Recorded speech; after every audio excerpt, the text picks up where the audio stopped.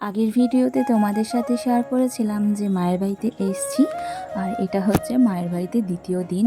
যদিও আমি 2 দিনের জন্যই গিয়েছিলাম। তো সকাল থেকে ভিডিওটা স্টার্ট করেছিলাম, আর সেদিন ছিল রবিবার। আর আমি জানি সেদিন দিনটা খুব ভালো যাবে, তাই ভিডিওটা গুছিয়ে করার চেষ্টা করেছি। জানি না কতটা ভালো লাগবে।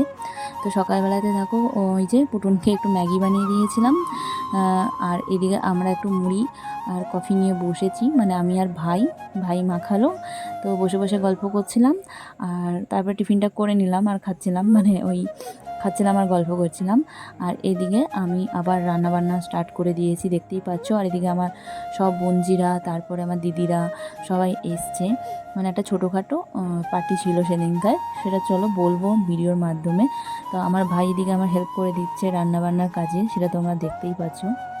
এখন ঝগড়া হচ্ছে, এখানে ঝগড়া হচ্ছে, ঝগড়া হচ্ছে পেঁয়াজ কাটতে জানে না বলে। ও নাকি পেঁয়াজ কাটতে জানে না, ও শিখিয়ে দিচ্ছে। যেমনটা তোমাদেরকে বললাম যে ভাই কিন্তু খুব হেল্প করে দেয়, তো ও আমার অনেক হেল্প করে দিচ্ছিলো। এদিকে স্যালাড কেটে দিচ্ছিলো, আর আমার দিদিকে শেখাচ্ছিলো যে কীভাবে পেঁয়াজের খোসা ছাড়াতে হয়। তো যোগ করছি, মানে মজা করছি। ওইটা নিয়ে ওকেও আমি খোঁচালাম যে হ্যাঁ শিখিয়ে দে, কীভাবে শেখাতে হয়, ও তো জানে না। তো যাই হোক, ভাই বোনদের মধ্যে যেগুলো চলে।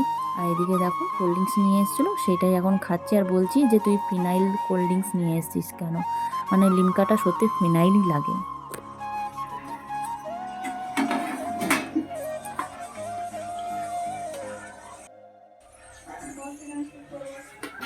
আর আমাদের ছিল সেদিনকার ছোটোখাটো একটা পার্টি, যেটা এত কথার মধ্যে আমি বলতেই ভুলে গেছি। আর পার্টিটা ছিল হচ্ছে বিরিয়ানি পার্টি, সেটা তোমরা দেখতেই পেরেই গেছো।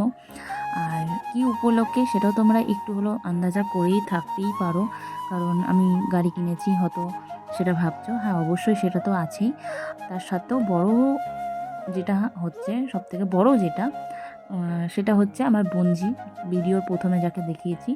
তো ও ফার্স্ট ডিভিশনে পাস করেছে মাধ্যমিকেতে 4টে লেটার নিয়ে। তো মা খুশি হয়ে বিরিয়ানি খাওয়াচ্ছে, যেহেতু সবাই বিরিয়ানি খেতে ভালোবাসে। তো এদিকে দেখো বিরিয়ানি হয়ে গেছে, সবাইকে দিয়ে দিয়েছি, মানে দিয়ে দিচ্ছি খেতে। কিছু জনকে টেবিলে দিলাম, আমার বোনকে, মাসিকে, ভাইকে। আর এদিকে সব বাচ্চাগুলোকে নিচে দিয়েছিলাম, যেহেতু মায়ের বাড়ি জায়গা স্পেসটা খুবই কম, তোমরা দেখতেই পারছো। ওই জন্য কিছুজন ওইখানে আর কিছুজন নিচে বসেছিল।